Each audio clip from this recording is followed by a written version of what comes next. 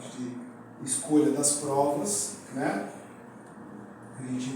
Se pode escolher prova ou não pode, como é que a gente determina as situações, as relações que nós temos aqui encarnados, né? E aí, pergunta de Kardec, interessantíssima, que é a 262 que eu vou começar, que ele fala: como pode o espírito, em sua origem, é simples, ignorante e carecido de experiências, escolher uma existência com conhecimento de causa a ser responsável por essa escolha? A pergunta de Kardec é assim: então, como pode um espírito simples e ignorante, sem condições muitas de decidir o que ele quer da vida, né, ele escolher uma prova importante, uma prova onde ele tem a causa de ser responsável por essa escolha? Como é que vocês acham? A gente escolhe tudo sempre o que a gente veio fazer? Hoje a gente pode conversar, né? É simples, a ideia é simples, certo? Eu vou ler a resposta, depois a gente conversa um pouquinho.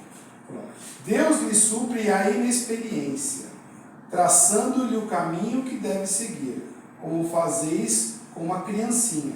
Deixa-o, porém, pouco a pouco, à medida do seu livre-arbítrio se desenvolve, Senhor lhe proceder a escolha, e só então é que muitas vezes lhe acontece extraviar-se, tomando o mau caminho, por desentender os conselhos dos bons espíritos. A isso é que se pode chamar a queda do homem. Então, o que ele explica aqui é como as crianças. Quando a gente tem uma criança pequenininha, ela fala assim: vou sair de casa, vou ali dar uma volta na rua, a gente deixa? Não, porque ele não tem condições, nem físicas, nem de estruturais, de poder sair sozinho na rua. Certo? Então ele não escolhe para onde ele vai. A gente pega a criança, pega no colo, leva para um lugar, leva para o outro, carrega e tal, né? A gente faz assim. Quando a gente vai crescendo, criando nossa autonomia, conhecendo os perigos, conhecendo as condições onde eu posso ir e não posso ir, eu vou decidindo mais aonde eu vou, até chegar no momento que eu tenho uma independência plena, não é? Onde eu vou sair. É a mesma questão com o espírito. Se um espírito simples e ignorante, ele não vai escolher todas as provas que ele pode passar, porque ele não tem condição de escolher, né? Ele não vai ter condição. Então, aos poucos, quando a gente vai aumentando, tem até uma terminação, vou exigir um pouco de matemática de vocês. É uma terminação que a gente usa bastante, que é a equação diretamente proporcional. Já ouviu falar? Funciona assim: quando eu subo uma coisa, do outro lado eu subo a outra. Então é assim: quanto maior a minha moral elevada, maior vai ser meu livre-arbítrio, as minhas decisões. Então, quanto maior eu posso, maior vai ser a minha decisão. E também a minha responsabilidade do que eu decidi, certo? Porque eu sempre dou o exemplo da criança. A criança vai colocar o dedinho na tomada, ela não sabe que vai dar choque, certo? Ela está lá conhecendo o mundo.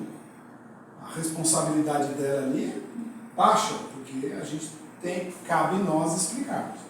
Pôs o dedo na tomada, tomou choque, certo? Tomou choque, aprendeu.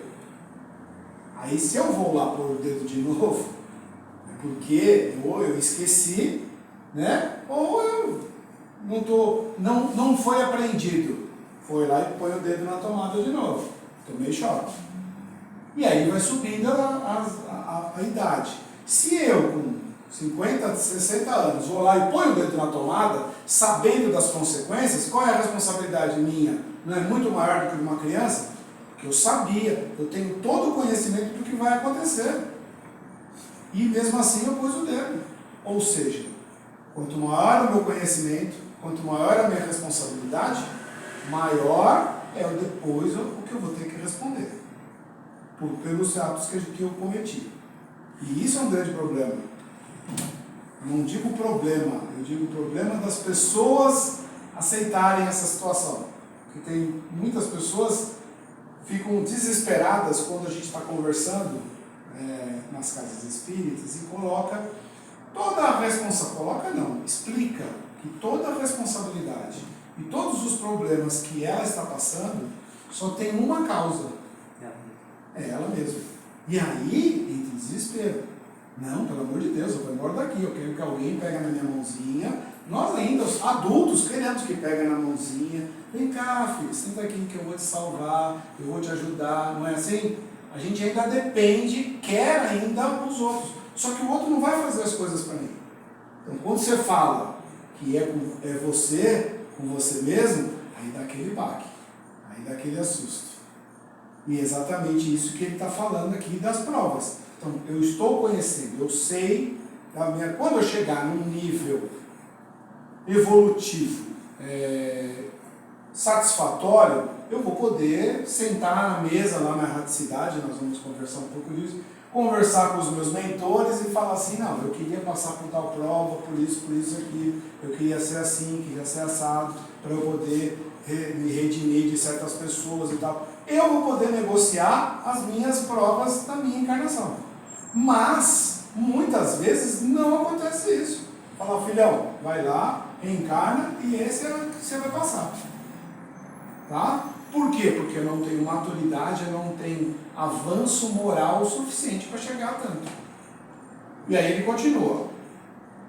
Quando o espírito goza de livre-arbítrio, a escolha que lhe cabe da existência corporal depende sempre exclusivamente de sua vontade, ou essa existência lhe pode ser imposta como expiação pela vontade de Deus.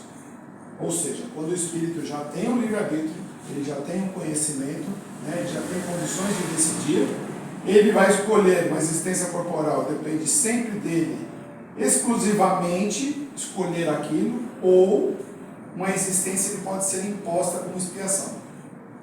Então, eles respondem, Deus sabe esperar, não apressa a expiação, todavia pode impor certa existência a um espírito, quando este, por sua inferioridade ou má vontade, não lhe mostra apto a compreender o que lhe seria mais útil, e quando vê que tal existência servirá para a purificação e o progresso do espírito, ao mesmo tempo que lhe serviria de expiação.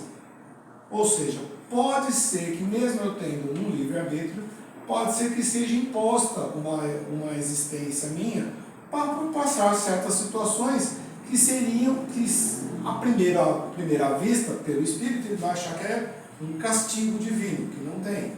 Mas é algo importante para a criação, o seu avanço espiritual.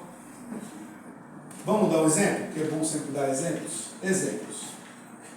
Estou no meu nível espiritual, já com condições de decidir ou não, e aí eu venho com uma deficiência, certo? Eu venho com uma deficiência que me causa muito sofrimento. E aí você fala, puxa vida, o que Deus fez comigo?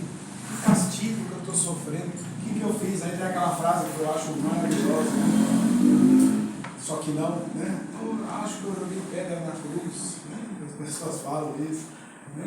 Por que não? Porque a gente não entende, muitas vezes, a complexidade de tudo. Muitas vezes aquela deficiência não é uma punição, mas é uma forma de auxiliar os outros à minha volta. Porque muitas vezes o deficiente não está ali porque foi punido. A gente tem muito isso no Espiritismo, viu? Tem muitas pessoas que falam, fulano é deficiente porque foi muito mal na outra encarnação. Eu falo, não, vamos tirar essa ideia. Não. Muitas vezes ele está ali, não é para ele, é para auxiliar os pais, auxiliar a família, a ter mais compaixão, ter mais amor, ter mais entendimento da vida. Então aquela expiação de sofrimento aparente é uma depuração não só daquele espírito e também de todos à sua volta. Olha como é que muda a ideia, certo? Não é um castigo nem para os pais, nem para a criança, nem para o deficiente. É um avanço para todos. E aí a gente entende muitas vezes, tá vendo? Olha o que Deus está castigando. Não, está nos auxiliando. E aí ele, na próxima pergunta, ele vai lá perguntar, o espírito faz a sua escolha logo depois da morte? Vamos lá, primeiro vocês pensam e depois a gente responde. O que vocês acham? Morri, desencarnei, aí eu já estou lá e falo assim, quero ser milionário na próxima encarnação. Essa história de pobre não dá certo, né? Rola assim? Não. Aí ele coloca assim, ó, não. Muitos acreditam na eternidade das penas ainda, o que, como já vos disse, é um castigo. Tem muita gente que ainda acredita na eternidade da pena. Eu fiz algo, então serei castigado eternamente. A gente ainda tem a ideia do inferno, né? Tem a ideia do céu, aí depois, para poder ajudar um pouquinho, criar a história do purgatório, que é o meio termo, né? A gente sempre acredita, fiz alguma coisa, estou pagando, tal. E aí a gente carrega essa ideia da punição eterna direto, em todas as existências, até nessa existência. Se a gente for entrar numa questão filosófica, então tem gente que se sente mal, é verdade, mas vamos falar, tem gente que se sente mal por estar bem. Já viu pessoas assim? Pessoas se sentem mal por estar bem, porque ela fala assim, daqui a pouco vai dar algum problema. Não é assim? Porque eu não mereço.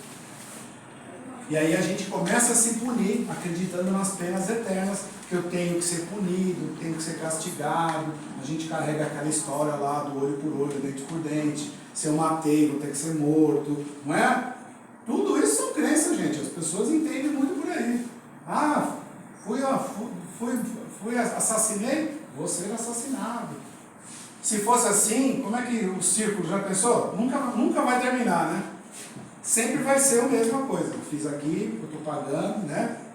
Não funciona assim, certo? O que foi feito, a gente tem várias outras formas de se redimir e de cumprir o que deveria ser feito.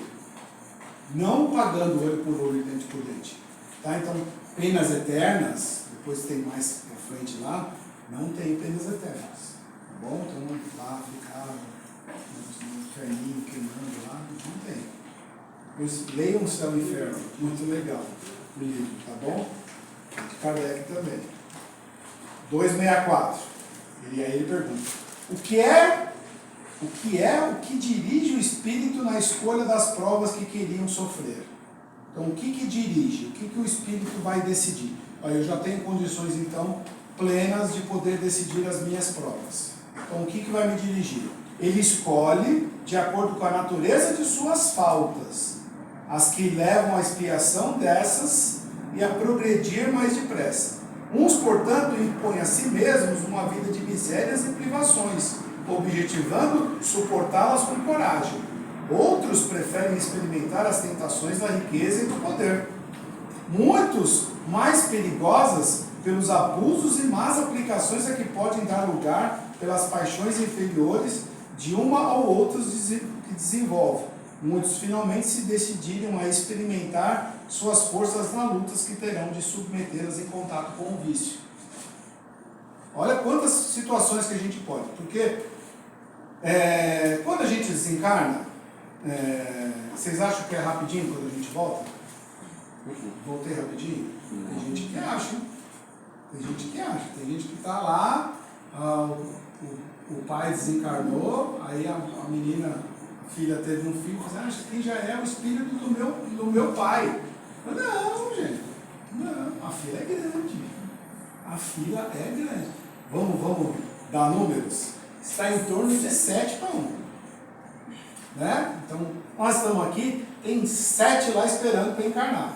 Você acha que em 9 meses você consegue voltar? Não, demora. Então, se demora, depois nós vamos ver o que a gente faz lá. Mas se demora, eu tenho que entender as situações. Então, muitas vezes, quando há esta demora, ele quer, na hora que vai negociar suas provas, ele fala assim: não, me manda tudo que eu aguento. Pode mandar tudo que eu preciso, porque eu vou aguentar. E aí até a espiritualidade fala assim: calma, e não vai aguentar. Não, eu aguento, manda aí. Manda todas. Me manda pobre, né? Me manda tudo. Faz todas as questões, que ele fala aqui. Né? Manda com problema com a miséria, com vício, vai mandando tudo. E aí ele fala assim, uma por vez, calma, porque a gente não consegue nos melhorarmos em uma encarnação só. Tem uma professora minha lá, muito tempo atrás, no curso de doutrina, que ela falava assim, nós temos uma lista extensa de dívidas. Se a gente vem para cá e se não aumentar as dívidas, já é bom negócio. Né? Não queira pagar, é só não aumentar. E tem gente que vem e fala assim, eu vou pagar, e aí não paga e ainda aumenta. E se não paga, se só não aumentar, já fez bom negócio. Porque tem muitas coisas que a gente fala assim, não, manda vir, vem pra cá que eu aguento. Às vezes até tem gente que vem com privações. Tem situações que pedem mesmo. Gostaria de passar por esta privação para eu entender e evoluir nesse sentido. Né? Aí, a única coisa que não pode durante a encarnação é culpar os outros, né? É que nem eu falei, porque Deus está me castigando, porque eu não sei o que eu fiz, né? E aí a gente fica... Boa noite. E aí a gente fica nessa questão. Nunca sou eu, né? Nunca é comigo. E aí tem até um rapaz que uma vez numa palestra, ele falou assim, mas por que eu estou pagando coisas que eu nem lembro? Eu falei assim, então, a gente não lembra. Graças a Deus que a gente não lembra. Se eu lembrasse, ia ser pior ainda. Se eu lembrasse. Mas eu não estou pagando. A gente tem que mudar isso. Eu não estou pagando. Pagamento parece algo de sacrifício, não é? Eu não estou pagando. Eu retornei para aprender. Estou aprendendo novamente ou reaprendendo. Então, é diferente. Eu estou aqui, eu não vim aqui para pagar nada. Eu não vim para sofrer, eu vim para aprender. Aí modifica a ideia. Se eu estou aqui para aprender, tudo que eu passo das coisas boas e principalmente as coisas ruins, são ensinamentos para a minha experiência como espírito. Né? Então tudo o que acontece é para a gente entender e compreender aquilo. Não é mais reconfortante ter essa ideia?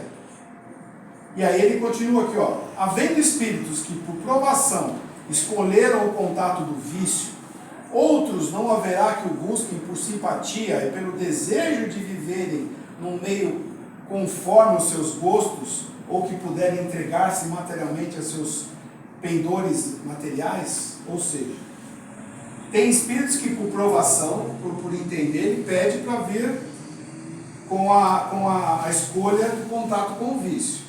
Mas também não tem aqueles que já têm aquele contato, já teve aquela situação com o vício, e pede para voltar de novo porque está sentindo falta, está querendo mais um contatinho de novo. Né? E aí ele fala assim, sem dúvida, mas tão somente entre aqueles cujo senso moral ainda está pouco desenvolvido. Tem espíritos que ainda pedem para retornar de novo com o vício, porque ele também se sente bem com aquilo. Né? Porque ele está sentindo que eu preciso de novo um pouquinho. Agora a prova vem por si mesma e eles a sofrer mais demoradamente.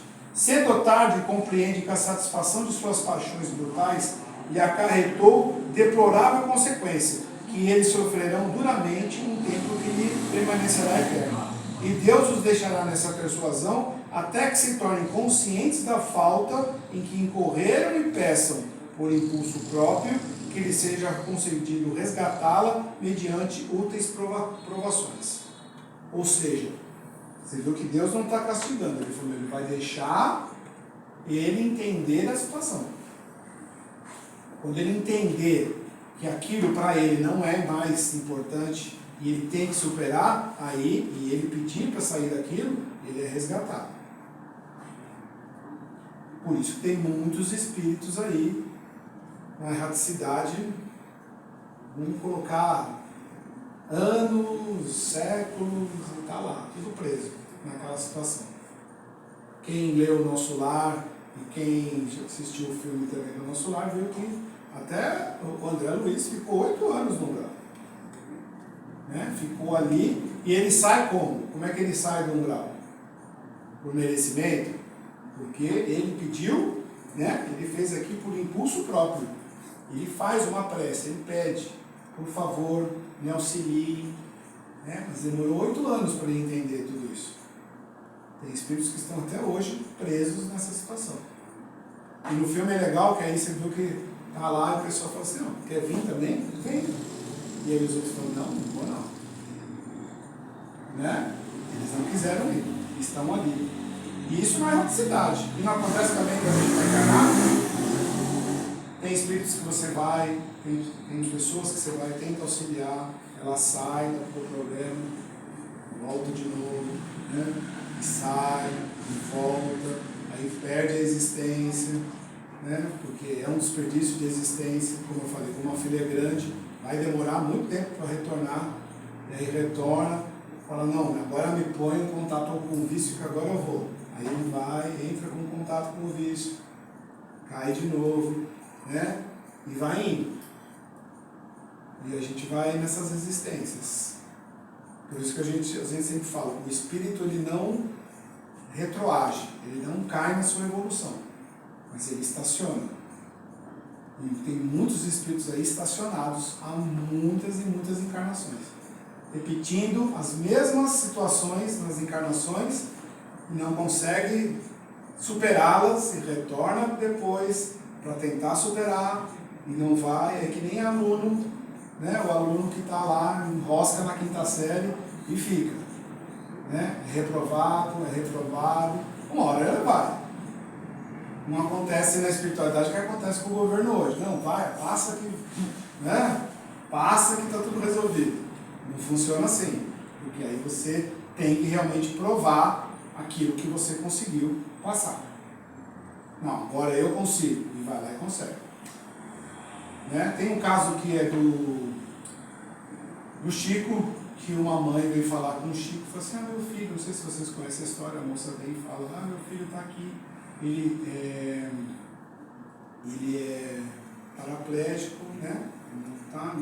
Não consegue falar, e agora ele está passando por problemas e também está perdendo o movimento dos braços, né? Não está conseguindo, né? Por favor, me auxilie e tal. Aí o Emmanuel fala para o Chico, falou, olha, esse irmão passou por várias existências cometendo suicídio. E aí ele vem com a deficiência para evitar o suicídio. E agora ele está com pensamentos suicidas de novo. É por isso que está retirado o controle dos braços. Tá vendo? Aí a gente fala, tá vendo? Ele tá e aí tenta segurar para evitar que ele faça outro problema com a existência dele. De novo. Então, às vezes a gente acha que é castigo divino. Não. É um auxílio, uma melhora do espírito. Posso fazer uma pergunta? Por favor. Às vezes é difícil para a gente compreender, com a nossa mentalidade daqui, por que uma pessoa em sã consciência escolheria passar por situações difíceis. Né? Qualquer um de nós, se você perguntasse, diria que não quer passar, né? O ser humano evita dor. Mas algumas leituras dizem que do lado de lá, quando você passa da condição de ajudado, você decide aceitar ajuda, muitas vezes lhe é mostrado, né, algumas telas, você entende suas vidas passadas, o que você fez, e que o seu nível de compreensão das coisas é muito diferente do que a gente imagina, né? Então, assim, isso explicaria o porquê que a gente decide escolher, porque eu tento que essa escolha ela é feita de um ponto de vista muito diferente do nosso, que o nível de compreensão passa a ser muito maior, né? Sim. Não é uma escolha pautada em necessidades materiais, que é o que a gente normalmente faria, né? Exatamente. Tem uma questão aqui que ele fala isso, nós vamos chegar lá, mas vamos falar exatamente isso. Quando você fala assim, como é que ele escolheu essa prova tão difícil? Eu não escolheria, né? Porque ela chega num estado, como eu falei, quando tem um tempo muito grande para retornar, e aí você quer resolver na reencarnação tudo o que você deveria ter feito. E aí você fala, não, pode deixar que eu aguento. Eu quero passar por isso porque, para mim, vai ser importante. Mas, às vezes, a gente opta por essas situações até doloridas, achando que consegue. E muitas vezes é concedido para a gente, e a gente retorna naquela situação. Mas não quer dizer que a gente aguenta. Né? Mas é exatamente por isso. Eu tinha um professor que falava para mim assim, todo mundo fala assim, eu não pedi para nascer, né? E ele falava assim, é verdade, você não pediu, você implorou. Porque tinha tantas situações a serem reparadas que não é só um pedido, né? Implorava para retornar, para poder tentar reparar alguma coisa. E aí aceita de qualquer forma aqui. Peraí que vamos chegar na questão que você falou. Vamos lá. É exatamente essa. Não parece natural que se escolham as provas menos dolorosas? Não é natural? Ué, se eu estou no nível de escolher as provas, eu vou falar assim, gente, eu quero ser bonito, ser rico, famoso, certo? Eu vou escolher tudo? Não, eu quero escolher um negócio legal, não é? E aí tá aqui, ó. Pode-se parecer-se a vós, pode parecer-se a vós, ao espírito não. Logo que esta se desliga da matéria, cessa toda a ilusão e outra passa a ser a sua maneira de pensar. É outra maneira. A gente modifica todo o pensamento.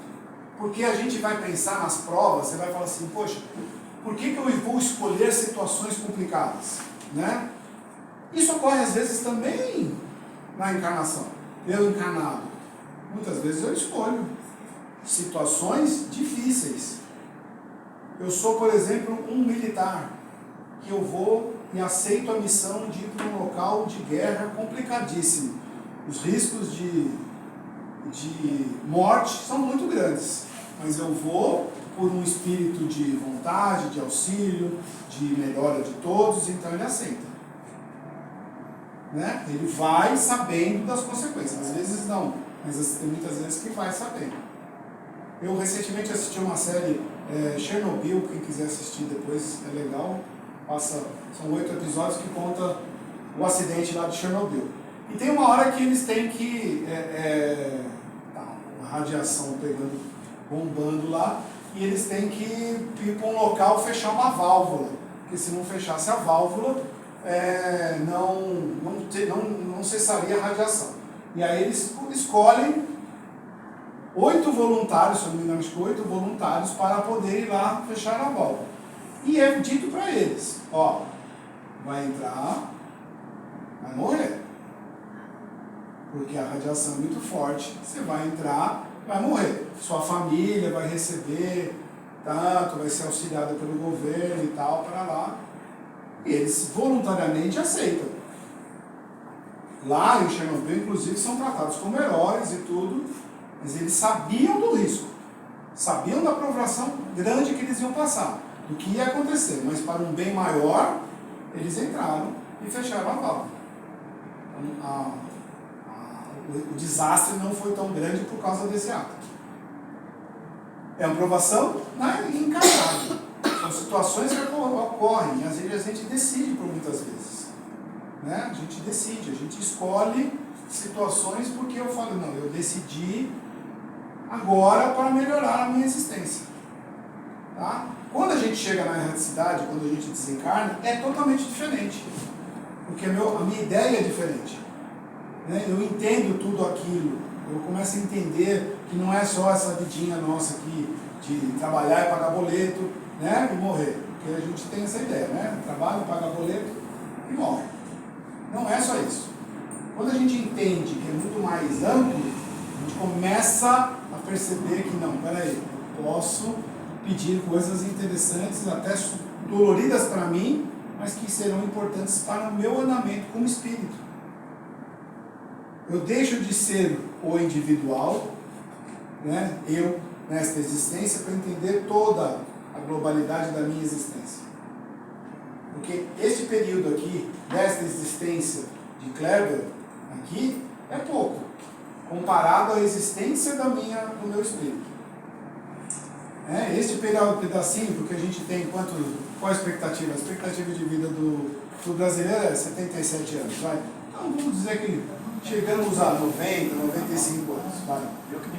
Esses 90, 95 anos, para a minha existência como espírito, é nada.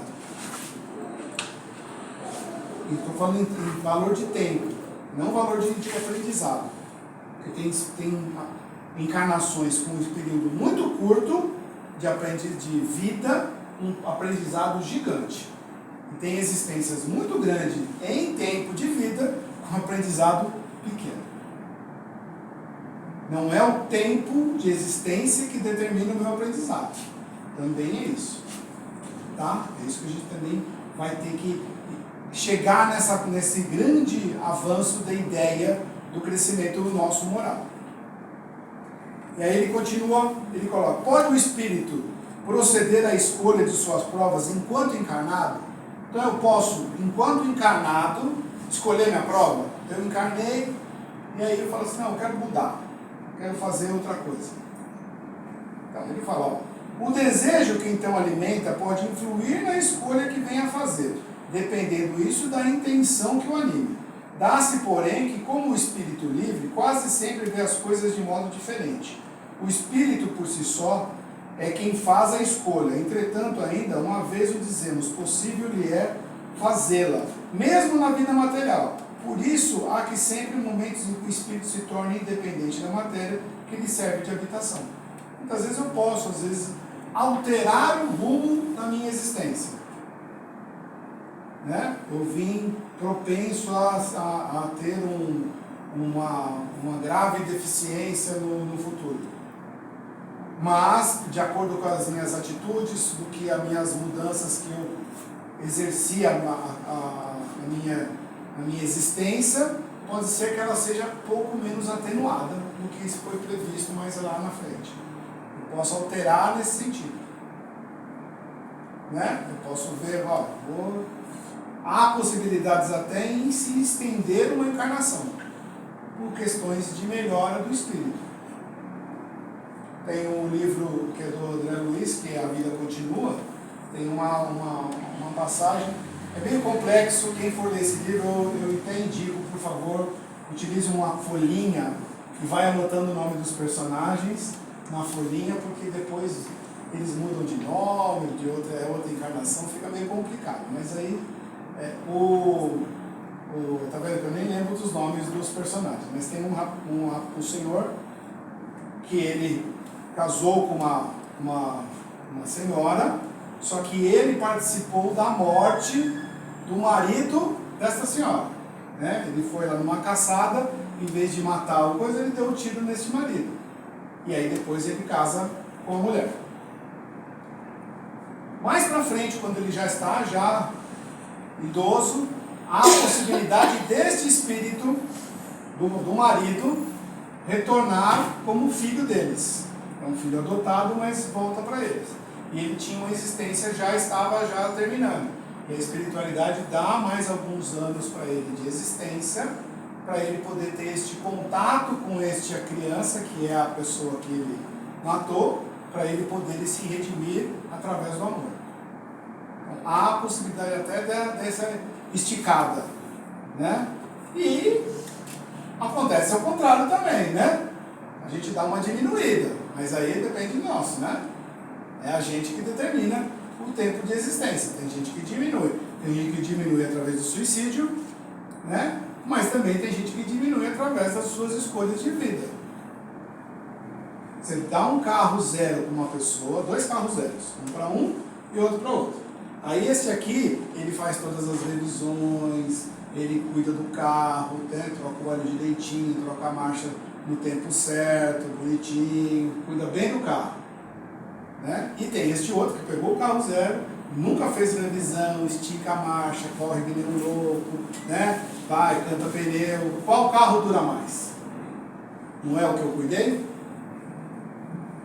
O que eu não cuidei, eu diminuo a minha existência, mesmo tendo uma potencialidade de ter um grande tempo de uso. É a mesma questão deste corpinho aqui. Se eu cuidar dele, bonitinho, cuidar, né? Alimentação e tal, eu consigo manter a minha vida por um bom tempo. Agora, se eu estou nos vícios, comendo errado, bebendo, fumando, estragando esta máquina, ela não dura tanto. Né? Ela é emprestada, certo? Este corpo aqui não é meu definitivamente. Eu estou utilizando. mas eu tenho que utilizar direitinho, né? Se eu não cuidar dele, eu diminuo meu tempo de existência e minhas possibilidades também de melhoria no meu avanço moral. Tudo bem? Tudo certo? Então, ó, aí ele fala, não é de certo como expiação ou como prova que muita gente deseja as grandezas, as riquezas.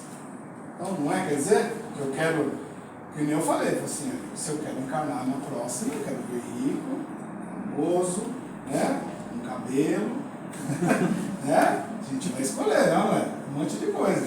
Aí ele fala assim, indubitavelmente não. A matéria deseja essas grandezas para gozá-la, e o espírito para conhecer as vicissitudes.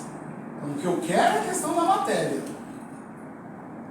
Né? Mas para mim, para o meu avanço moral, é mais outras coisas. Não é só estar na riqueza e na alegria. Porque a gente tem também a ideia de que riqueza é felicidade. Né? Nem sempre, porque inclusive ele fala assim, das provas entre a miséria e a riqueza, em questões morais, vamos lá, em questões morais, a da riqueza é mais complicada. Por quê? Porque a possibilidade do egoísmo, a possibilidade do individualismo, das vicissitudes, entrar numa situação mais complicada, geral, é com a riqueza. Né? A vaidade e tudo é muito mais complicado. Um avanço em parâmetros morais, a da riqueza é mais complicada. Porque a da miséria, ela é complicada, certo? Claro, passar fome. Mas, mesmo que o espírito seja orgulhoso, ele tem que engolir o orgulho para poder sobreviver. Agora, o espírito que vem com a riqueza, na hora que chega na hora a parte do orgulho, se ele tem essa questão, o orgulho vai ficar muito maior, porque aí ele pode. Então, para avanço moral, essa riqueza é mais complicada que a da miséria. Tá vendo? Então, quando a gente vai jogar na loteria, fala assim, eu preciso ganhar na loteria. Então, será que a gente tem condições morais de encarar o que vem depois? Eu vou ajudar. Então, as pessoas falam, se eu ganhar, eu vou construir não sei quantos hospitais, não é assim? Então, será que eu tenho condições morais de encarar a riqueza? Que a gente sempre quer. Mas será que eu tenho condições? Essa é a questão. Será que eu não vou cair? Que é muito mais fácil? Porque aí tem festas, tem de coisa e tal. Eu vou estar auxiliando. Tem uma coisa curiosa para mim, que nos livros do André Luiz, lá, acho que no nosso lado principalmente, né? Ele fala, mas ele não detalha muito sobre o tal do departamento que planeja as reencarnações, né? Seria esse um dos lugares no plano espiritual, onde o espírito ali ele é ajudado a entender de uma outra forma essa lógica, né, que existe? Tem, inclusive tem no livro do Nosso Lar, na parte que eles fazem, eu esqueci o nome do autor, que ele faz os desenhos, e ele faz um desenho legal do Ministério do Planejamento, um monte de locais, com computadores. É o livro da Ergoína. Isso. Computadores para onde eu estou decidindo o que eu vou fazer. O que eu faço, deixo de fazer. Até a questão genética é determinada lá. Né? Se eu tenho propensões genéticas a tal coisa, se eu tenho propensões genéticas a isso ou aquilo, é tudo decidido no Ministério do Planejamento. No filme agora, no Nosso Lar 2, quem não assistiu ainda, tem uma hora que está o Paulo, ele está conversando, e ele está conversando com aqueles 3 espíritos que vêm com a mediunidade, que é também uma forma, não é glamurosa, como todo mundo acha, que a mediunidade é glamurosa, ela vem numa situação que também é uma prova interessante para o espírito, para o crescimento dele, né? Então a gente tem que desmistificar um pouco da mediunidade, tem muita gente, queria ser médium, famoso, fazer livros, né? Não, então ela vem com uma prova, então ele põe os 3 ali e fala, vocês vão auxiliar e tal. Vocês viram que no filme e no livro os 3 falham, não conseguem. Vem com a missão de auxiliar e não consegue. Porque é complicado. Aí ele, no filme, eu vou dar um spoilerzinho, né? Tem a segunda parte que ele fala assim para as moças, fala assim, vocês que vão cumprir a missão deles, não são eles. Porque eles confiavam mais nelas do que neles. Então, tem essa opção. O ministério lá é tudo decidido para o que a gente vai fazer, de acordo com o meu grau evolutivo. E eu posso até participar desse encaminhamento, se eu tiver num grau evolutivo propício para poder decidir. Se não, né, vem a ficha e fala, vai e encarna. Não tem como. Tudo bem? Aí ele fala, até que chegue ao estado de pureza perfeita, então até que eu chegue lá evolutivamente no estado de pureza perfeita, tem o espírito que passar constantemente por provas? Eu tenho que passar por provas?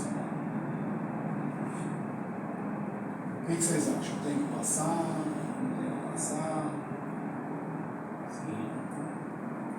Então, ele coloca assim, ó, sim, mas não como os entendeis, não as provas que vocês entendem, que é aquela prova de sofrimento e tal. Pois só o que considerais provas as atribulações materiais. A gente só entende prova como uma tribulação material. Mas tem muitas outras coisas, né? Ora, havendo se elevado a um certo grau, o espírito, embora não seja ainda perfeito, já não tem que sofrer provas.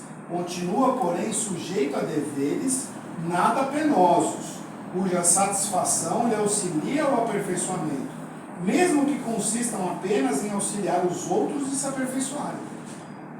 Então, eu não preciso ter uma existência de sofrimento, porque a gente acha que a gente tem que sofrer.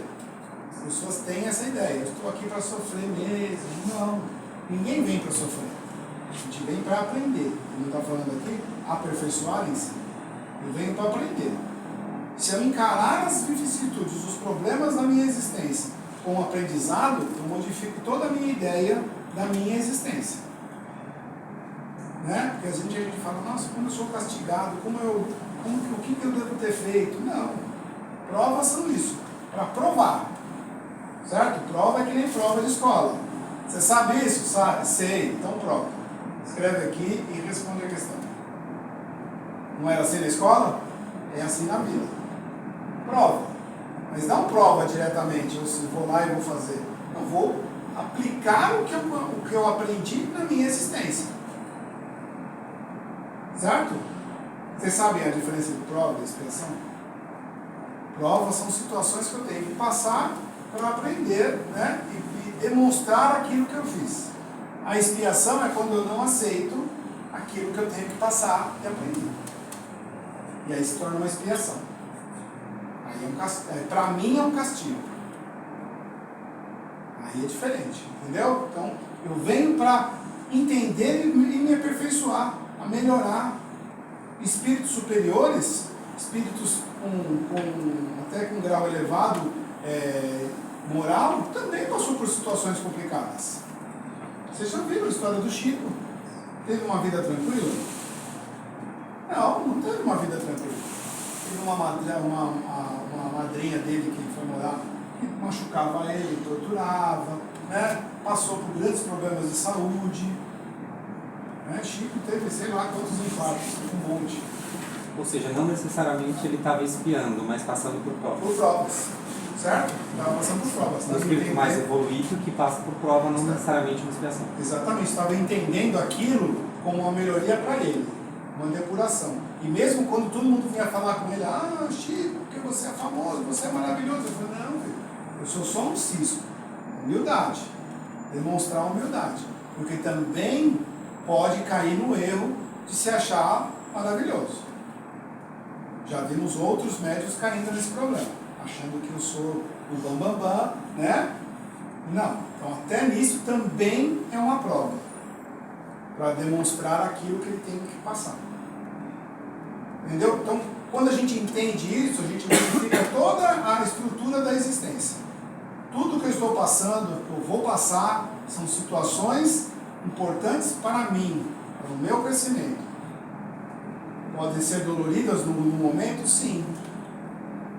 Mas foi importante para a difusão de todos.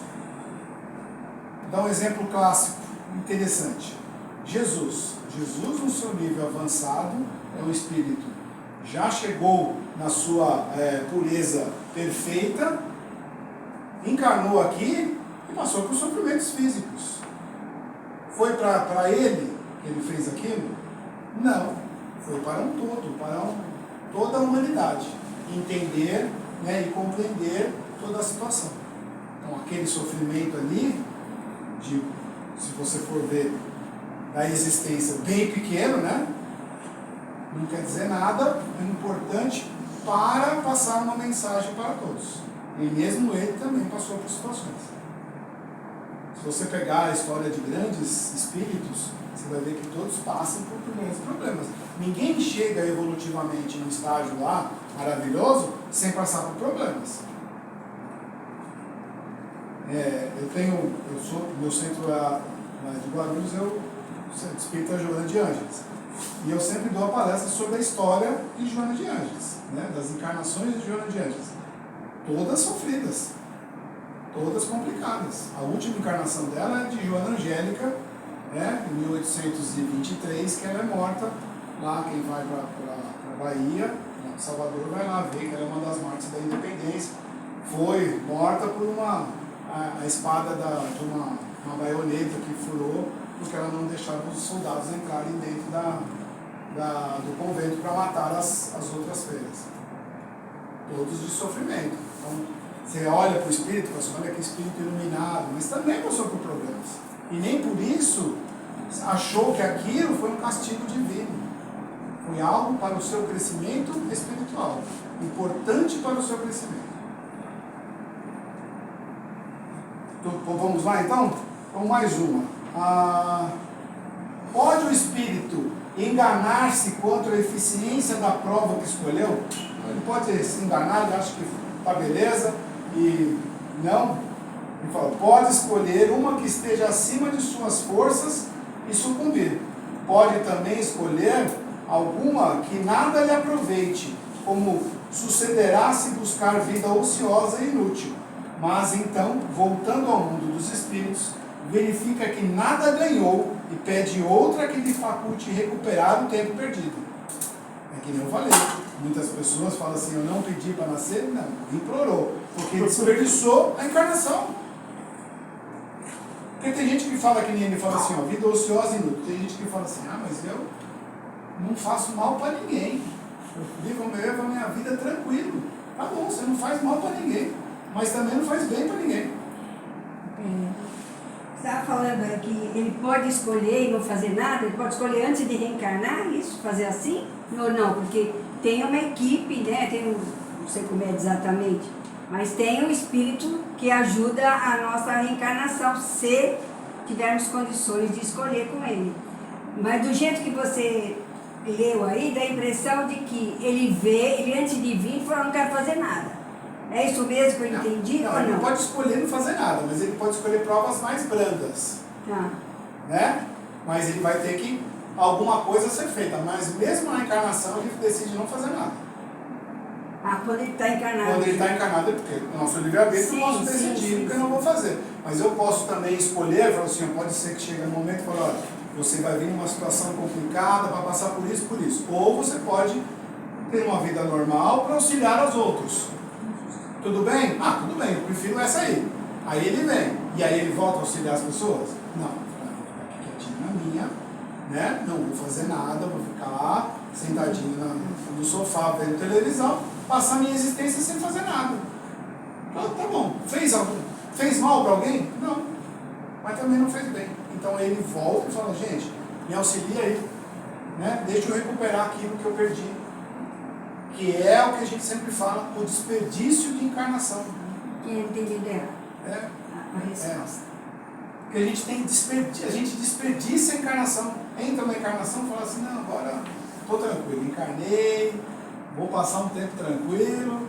Tá, mas e aquilo que você se comprometeu de auxiliar? Não, a gente tem que fazer, né? Ele fala aqui assim, ó, muitos, então, voltando para Na outra questão que ele fala, continua, porém, sujeito a pessoa não precisa vir com grandes provas, mas ele vem com deveres nada penosos, cuja satisfação me auxilia ao aperfeiçoamento, mesmo que consigam apenas em auxílio aos outros se aperfeiçoarem. Então, muitas encarnações eu não venho com nada penoso, né? Nada terrível. A pessoa passou a existência relativamente tranquilo, sem grandes problemas, né? Eu digo sem grandes problemas que existem problemas naturais da vida, perda de parentes, isso é natural, né? Mas nada oscilante, que nem muitas encarnações a gente vê, nossa, essa pessoa tem grandes problemas, ela passa por grandes problemas. Não, a gente passa por uma encarnação tranquila, linear, mas eu posso muito bem estar aqui para auxiliar. Eu vim para auxiliar, vim para ajudar, praticar a caridade, certo? E caridade, quando eu digo caridade, vamos entender o termo caridade. Caridade não é só dinheiro, por favor, vamos separar um pouco, né? Porque muita gente fala assim, eu sou caridoso, eu dou dinheiro não sei para onde e tal. Tá, você está auxiliando, mas caridade é muito mais amplo que isso. Caridade é ouvir o outro, conversar com o outro, né? Estender uma mão. Às vezes eu estou simplesmente só ouvindo o que o outro está falando, que é um momento de caridoso. Né? É essa a grande amplitude da caridade, não só que a gente entende caridade como só auxiliar financeiramente. Claro que é necessário, porque vivemos um mundo material e precisamos de situações materiais para a sobrevivência. Certo? A casa não consegue pagar a luz sem dinheiro, não é? Nós precisamos, eu não estou falando que não, esquece tudo, não é isso. Mas é muito mais do que isso. É isso que a gente tem que entender quando eu estou auxiliando as pessoas. E aí ele fala, a que se deve atribuir as vocações de certas pessoas é a vontade que sentem de seguir uma carreira, de preferência a outra. Então o que acontece com as vocações? Eu sou uma pessoa que tem uma vocação, nasci para tocar piano, por exemplo.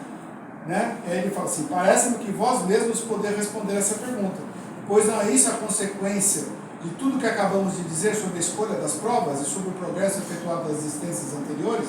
É tudo que eu aprendi. Muitas vezes as minhas vocações, se eu tenho uma vocação importante no meu aprendizado, e para esta existência ela não é necessária nesta existência que eu estou, a vocação continua lá comigo, mas eu não preciso desenvolvê-la. Não é porque eu estou... Aproveitando essa pergunta, é muito difícil explicar para quem não é espírita que você faz um plano reencarnatório, vem para o mundo material e tem o véu do esquecimento. Então, como que você lida com essas duas coisas que são programadas e que você precisa cumprir, mas que na existência terrena você não se lembra? Exatamente. Como que a gente... aí tem a ver com os chamados, é isso? Sim. O véu do esquecimento, ele funciona, ele é importantíssimo, porque eu não ia conseguir tocar a minha existência sem ele. Porque se eu tenho total conhecimento de tudo, eu tenho total conhecimento do que eu fiz para as pessoas, do que as pessoas fizeram para mim. Certo? Eu não ia conseguir existir com isso. Eu teria um filho e sabia que aquele filho me assassinou em outras encarnações. Isso para mim ia ser terrível, né? Isso se eu não fosse lá e resolver esse problema me vingar. Mas, quando a gente escolhe as provas, não é que é um véu total. A gente é meio que lembrado, intuído a seguir certas situações, né? O que às vezes a gente acha que vai fazer e depois a gente vai ver que não é nada disso que a gente quer que tem que ser feito. A gente às vezes tem umas ideias, eu quero ser tal coisa, né? Eu não vou ser, vou arrumar, salvar o mundo. Não precisa, não. Eu vou dar um exemplo meu. Eu gosto muito de dar exemplos pessoais, mas eu vou dar um exemplo meu. Quando eu era moleque, eu queria ser médico. Estudei e tal. Minha ideia era fazer medicina, pegar minhas coisinhas e ir pro meio do mato, trabalhar no meio do mato para auxiliar as pessoas lá. Não queria ficar aqui. Para desespero da minha mãe, né? E aí, o meu desejo era sair da minha cidade. Eu falei, não vou ficar mais aqui, não quero mais, não aguento mais e tal. A vida te gira de uma forma que você não consegue falar aquilo que você pensou, né? Eu não saí da minha cidade, eu não sou médico, né? Estou lá até hoje e estou lá, trabalhando lá, fazendo toco o meu centro lá, os meus trabalhos lá e não saio de lá. A minha ideia era outra, certo? A minha ideia era totalmente outra, mas a vida, mesmo que você insista em alguma coisa, e por intuição ou por situações da própria vida, vão te encaminhando para aquilo que você tem que fazer. Aparecem oportunidades também, né? E aí você vai, né? Vai aparecendo assim. Então o esquecimento, ele é claro que também tem nessa parte, mas mais ou menos a gente é meio lembrado por sonhos, né? Do desdobramento, e a gente às vezes vai sendo encaminhado, mesmo que indiretamente, aquilo que tem que ser feito. Uma analogia é mais ou menos assim, vê se eu estou correto. Imagina que eu vou usar o Waze. Lá em cima eu já dou o destino de onde eu vou partir e onde eu preciso chegar. O caminho, aqui no meu livre-arbítrio, eu vou fazer, vou dar a volta, vou voltar, depois, mas eu vou ter que passar por alguns pontos. Vai passar por alguns pontos. Porque já está determinado. Eu posso seguir o caminho mais rápido, certo? Seguindo ou eu posso usar o livre-arbítrio para pegar outros atalhos. Ou eu posso o meu livre-arbítrio e dar umas escorregadas aqui, outra ali, e tal, mas eu vou passar de novo lá. Eu vou até chegar no meu objetivo. Tá? Eu gostei dessa do Waze que você deu. Porque é verdade, porque se eu sigo ele direitinho, no Waze até me dá o tempo certo que eu vou chegar. Né? Se eu erro uma rua, ele já muda o tempo. Não é? Ele já muda o tempo, é a mesma história. Se eu dei uma rateada na minha existência, o meu período... Recalculando rota. Vai recalcular e eu vou fazer, mas eu chegarei lá. Chegaremos na plenitude espiritual? Sim, sempre. Sempre vamos estar lá. Sempre. O tempo vai depender da gente. Só. Mas se eu... Deixa eu ver, agora eu vou entrar no exemplo que você deu de ser médico. De repente eu quero ser médico, eu vou estudar, eu vou conseguir ser médico. Mas eu não vou ser um bom médico. Exatamente. Também. Pode ser que não era a minha vocação, para eu ter sido aquilo, entendeu? Sim. Não era aquilo, é um desejo meu, sei lá, porque ou pode ter sido em outras encarnações achar que não, médico é que nem André Luiz, eu sou médico, né? Então, né? Então, pode ser que você fale, não, você vai baixar um pouquinho a bola e vai ser diferente. Exatamente é isso que a gente vai, porque a gente às vezes tem ideias que são maravilhosas. Eu vou casar, vou ficar milionário, e não é nada disso. A vida... E eu sempre gosto de falar, não é castigo. Ele é a mudança de rota para chegar num local, meu objetivo evolutivo. E outra coisa que você falou, quando eu de repente vou reencarnar, mas eu falo assim, não, eu quero ir para lá, mas eu não quero fazer nada. Por exemplo, você quer. Eu vou, fico ali na minha, não sou ruim, não sou bom, estou ali na minha. O plano espiritual vai vai me mostrar todo o meu passado. Depende, vai ser chamado muitas vezes a fazer, mas eu tenho o meu livre-arbítrio de escolha. Depois do desencarne, aí que é outros problemas. Aí vai falar assim, vem cá, senta aqui, vamos conversar. Ó, você tinha que ter feito isso, isso e isso. Você não fez. E agora? Aí você fala, pelo amor de Deus, deixa eu voltar. Deixa eu voltar que agora eu acerto.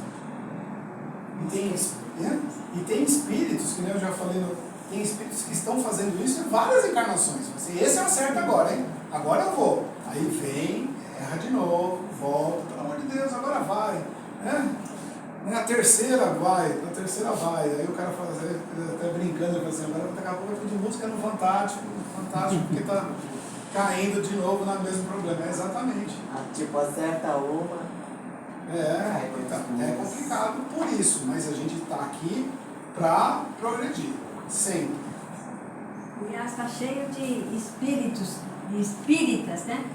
O plano espiritual, acho que é o Vermes que fala. Que erraram, né? Sim. Apesar do conhecimento. Sim, dá trabalho, tem espíritas que dão trabalho no plano espiritual. Não, Ele fala, não, eu sou espírita, eu sei como acontece. Né? Dizem que o trabalho é maior. Diz que o trabalho é maior que o espírita. Eu sei de tudo. Sabe nada, a gente está aqui para aprender. Né? Bom, acho que deu meu horário. Então, eu parei na. Então começa agora na 271. Tá bom? Muito obrigado. Boa noite a todos. Boa noite, obrigado. Até a próxima. Eu nunca me esqueço, fiquei impressionado.